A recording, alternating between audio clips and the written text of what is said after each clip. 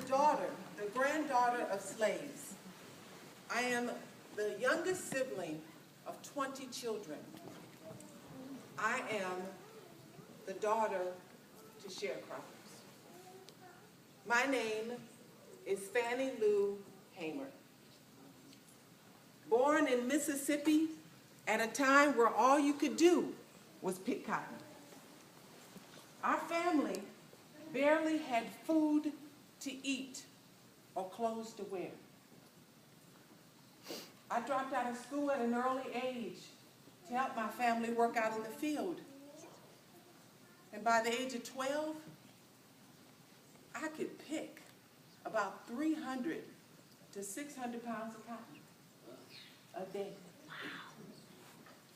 Every day I watched my parents work hard because they were committed to making life better for us. So they saved up their money to rent a small piece of land and to buy 2 mules and some farming tools. You see, my father was a believer. He believed that if you had your own, life would be better. But the next day, we woke up to our mules dead. It put my family in further debt. And my father told me that it was because they wanted to remind us of our place and who we are.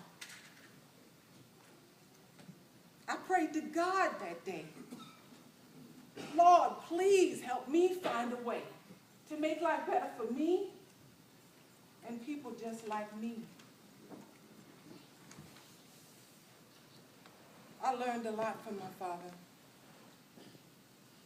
but life went on. And as I got older, in my 20s, I went to the Marlowe plantation where I was hired on as the timeskeeper. I married Perry, we call him Pap. And we wanted to have children. But I found out that a doctor had sterilized me without my permission. So I couldn't bear kids. But that didn't stop me and Pap. We adopted 2 beautiful girls. And I think we knew then that we needed to earn some extra money. So Pap and I made some liquor. Don't tell nobody. And we ran a small saloon. Days passed and we didn't seem to be much different than any other black folk that live in South Carolina.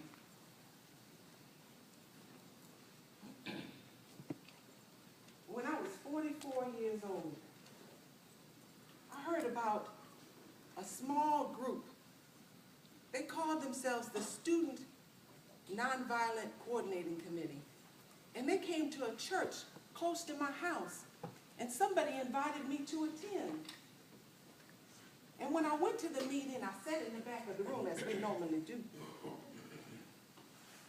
And I found out that black folks was guaranteed the right to vote by the government. And to my surprise, I listened and I became excited because I felt like my prayers had been answered. So when they asked for a volunteer, I not only raised my hand, I stood up because I wanted to make sure they saw me. After the meeting was over, I realized that I might have made a dangerous decision. But I thought to myself, what could they do? Kill me? You see, they've been killing me a little bit every day out of my life, ever since I could remember. So the next day, 18 of us boarded a bus and we went to Indianola, Mississippi, because we were determined to help other black folks understand how it was to register to vote. But the police stopped us and they only let 2 of us go in.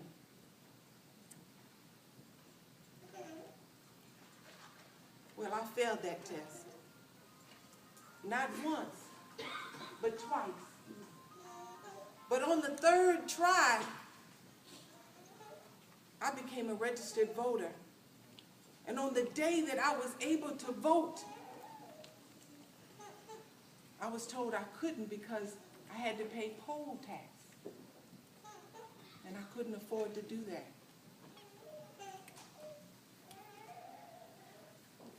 So life again went on. And there was a small group of us that had the opportunity to go to Charleston, South Carolina, to a conference to learn how to register black folks better, quicker. We spent 5 days there. And at the end of our stay, we took the Continental Trailways bus back to Ruleville. We made a scheduled stop in Winona, Mississippi. Some of us got off the bus and went in the terminal to get something to eat. Then the other group of us went in the terminal to use the restroom. I stayed on the bus.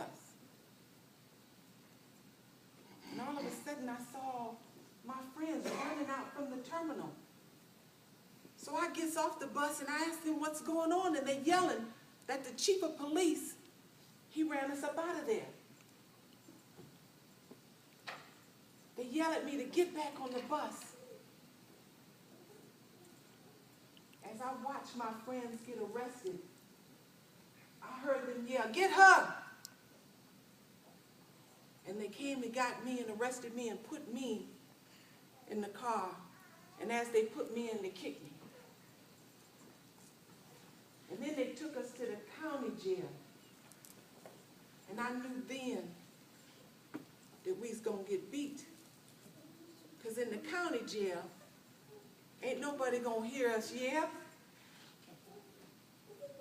And they put us in the booking room, and then they separated us and put us each in our own cell. And I heard my 2 friends yelling and screaming. And then I heard Annabelle pray. She said, "God, forgive them. Forgive them what they do, Lord."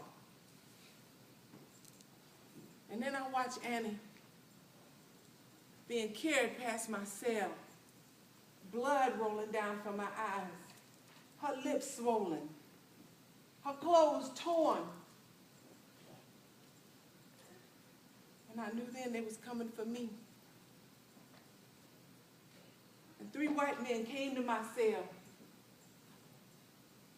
And they said, "Fatso, get up." And they got me up. And they took me to a cell with 2 Negro prisoners. And they told me to lay down on the cot, face down. I laid down, and I knew they was going to beat me, so I put my hands behind my back to protect my back. And they asked the black prisoners to beat me with a blackjack. And one got up and beat me so hard that I couldn't feel anything in my fingers. I couldn't move them anymore. He was exhausted. And then the other black prisoner picked up the blackjack and he beat me on my legs, and I started screaming. And I started shaking. And then they sat on my legs and they beat me some more. I couldn't move. Even when they asked me to get up, I couldn't move. 3 days we sat in that cell, hurt, bleeding. And when they carried me out, I was half conscious. And they took me to a friend and they mended me back together. And in the fall of that same year, 1963, we took those police officers to court, to an all-white jury and a judge, and they were found not guilty. I've been sick And I've been tired, but now I'm just sick and tired of being sick and tired. So in 1964, I went before the Democratic Convention, the Credential Committee, and I told them my story. And I said, we will not compromise. You will have clear representation on the delegates for Mississippi. I said to them, is this America, the land of the free and the brave, where black folks have to take their phones off the hook because they threaten every day out of their life because they just want to become first-class citizens?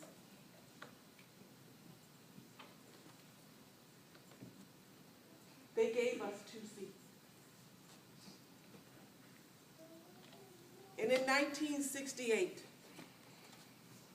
when I walked into that room in Chicago to take my seat at the delegates table, I walked into a standing ovation. And I knew then that my work had just begun. Thank you.